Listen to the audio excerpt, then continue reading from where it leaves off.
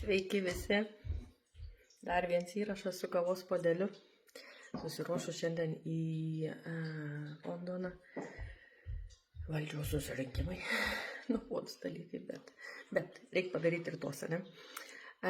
Bet apie ką šis video? Apie gyvybės draudimą terminą pasirinkimą, kokie tie variantai galimi.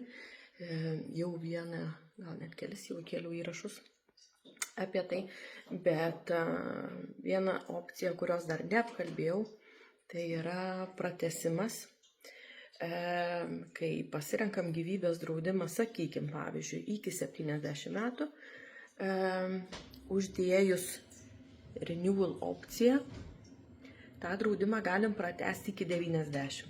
Ne? Tai kaina taip, žinoma, pasikeis. Kaina keičias peržiūrint dėl amžiaus. Sumą galim palikti tą pačią draudiminę, bet nebus jokių medicininių klausimų.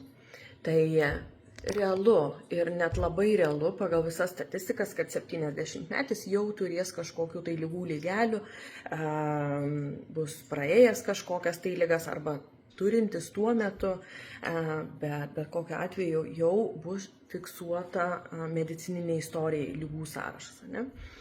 Tam tikras. Ir kartais, net ne kartais, o labai dažnai 70-mečiam būna nerealu jau pasidaryti gyvybės draudimą, vien todėl, kad jų jau nieks nebedraudž dėl esamų lygų.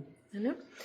Tai vos už labai nedidelį mokestį, kartais tai nesiek nei svarą, kartais svar su biškiu, priklausomai nuo sumos, nuo metų, gali būti virš 2, bet kokiu atveju tai nėra baisuliniai didelė suma. Ne?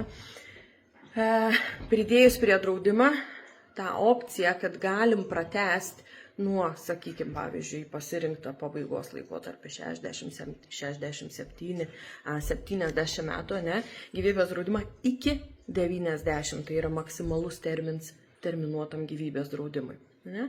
Tai tokia opcija yra, dažniausiai tą savo klientam aš patariu ir būna tai pridėta, bet jeigu nesat tikri, jeigu norit, jeigu domint toks dalyks, tai galim peržiūrėti, galim pažiūrėti, kas pas jūs yra, arba naujai sudaromiems draudimams tai bus pliusas žinoti, kad tokie reikaliukai egzistuoja.